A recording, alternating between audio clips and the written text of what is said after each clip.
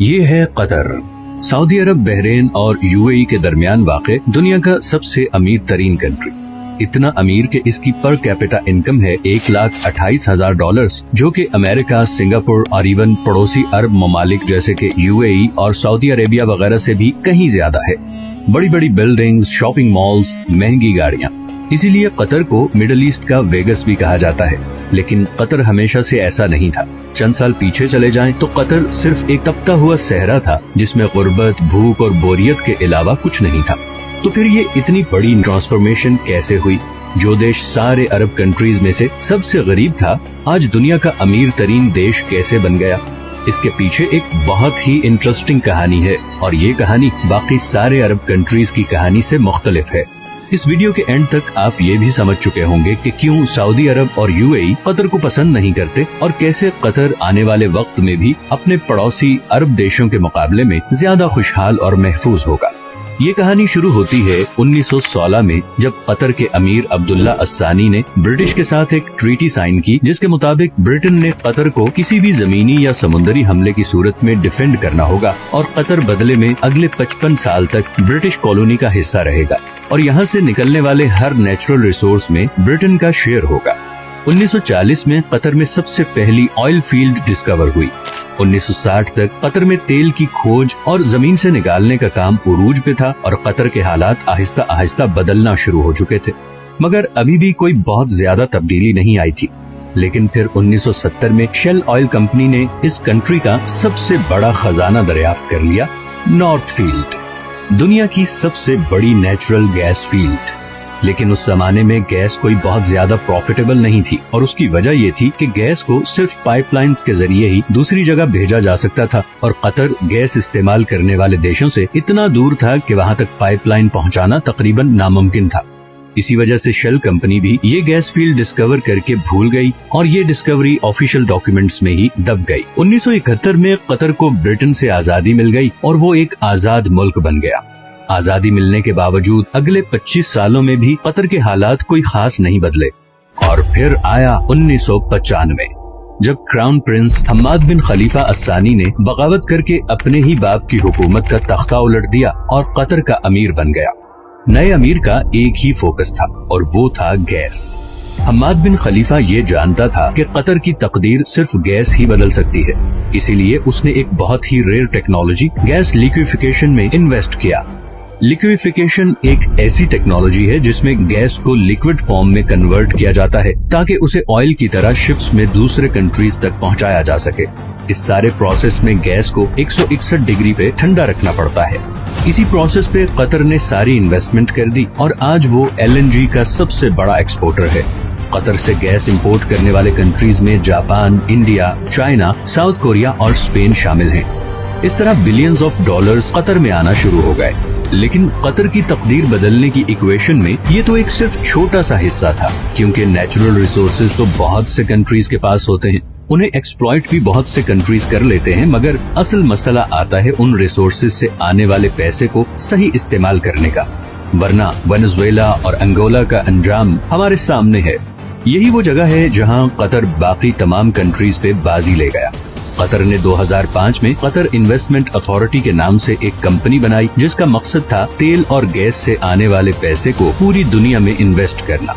और इसीलिए आज दुनिया के हर बड़े मुल्क और हर बड़ी कंपनी में आपको कतर इन्वेस्टमेंट नजर आएगी, चाहे वो लंदन के बड़े होटल्स, ऑफिसेज और अपार्टमेंट बिल्डिंग्स हों, अमेरिका के बड़े बड़े ऑफिसेज हों या फिर मल्टी नेशनल्स जैसे कि Volkswagen, Barclays bank, Shell, Tiffany and co या फिर रॉसनेट, रशिया की सबसे बड़ी ऑयल कंपनी। इन तमाम कंट्रीज और कंपनीज में कतर की हैवी इन्वेस्टमेंट्स हैं, लेकिन ये भी कतर की टोटल इन्वेस्टमेंट्स का एक छोटा सा हिस्सा है। इसके अलावा Qatar billions of dollars roads, airports, research centres और फाइनेंशियल सेंटर्स वगैरह पे लगा चुका है। इवन के अभी फीफा वर्ल्ड कप, जो कि शायद दुनिया में स्पोर्ट्स का सबसे बड़ा इवेंट है, वो भी कतर में ही हो रहा है, क्योंकि ऐसे state of the art stadiums पूरे अरब में सिर्फ कतर के पास ही हैं। इन सारी इन्वेस्टमेंट्स का मकसद है ऑयल और गैस के ऑल्टरनेटिव इनकम सोर्सेज क्रिएट करना। अब ये तो थी कतर की इकोनॉमिक साइड। दूसरी तरफ इंटरनेशनल पॉलिटिकल इन्फ्लुएंस हासिल करने के लिए कतर ने दुनिया का सबसे बड़ा अरब मीडिया नेटवर्क शुरू किया, जिसे आज हम अल जजीरा के नाम से जानते हैं। असल में बहुत सालों तक कतर सऊदी अरब के कंट्रोल में था और नया अमीर खलीफा बिन हम्माद ये अच्छी तरह जानता था कि अगर कतर ने दुनिया में एक मकाम बनाना है तो उसके लिए उसकी एक अलग से पहचान बहुत जरूरी है। पूरी दुनिया तक कतर की आवाज और उसका नैरेटिव पहुंचाने में अल जजीरा ने एक बहुत जबरदस्त रोल प्ले किया है।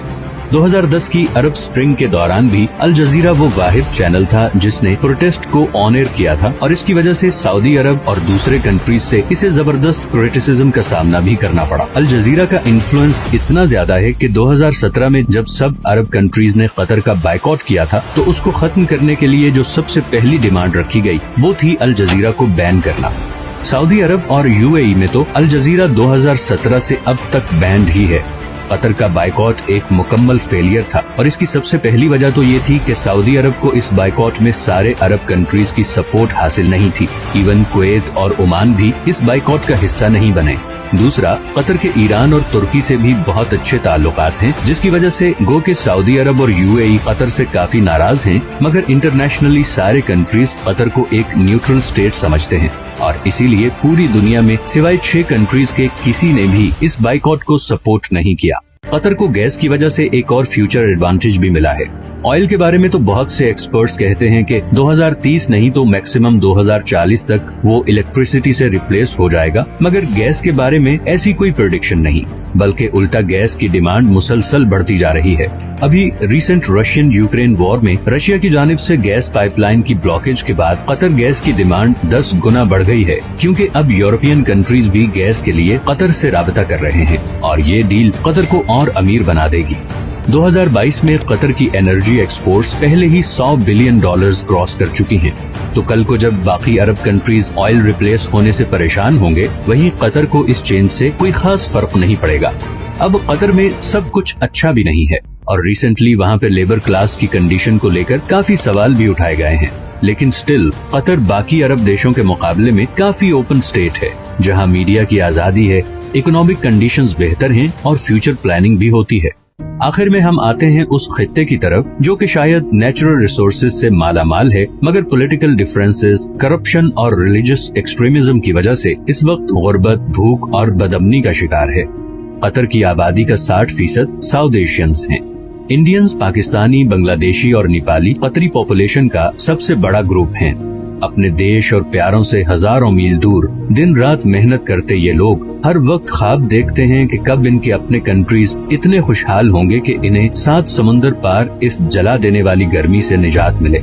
हर वक्त सोशल मीडिया पे लड़ने वाले ये लोग बाहर की कंट्रीज में बिल्कुल मिलजुल के रहते हैं, दुख बांटते हैं और एक दूसरे की मदद करते हैं, लेकिन जैसे ही वापस अपने कंट्रीज में आते हैं तो वही पुराने पॉलिटिकल एजेंडे से मुतासिर होकर एक दूसरे को बुरा कहने और समझने लगते हैं। न जाने ये हालात कब बदलेंगे, कब इस सब कॉन्टिनेंट के लोग ये फैसला करेंगे कि ये पॉलिटिशियंस की डर्टी पॉलिटिक्स का हिस्सा नहीं बनेंगे, इस ब्रेन वॉशिंग से बाहर निकलेंगे, दूसरों को भी इंसान समझेंगे और फाइनली ये फैसला करेंगे कि अब हमें अपने कंट्री को उस मुकाम तक लेके जाना है जहाँ पे आज नॉर्वे और कतर है।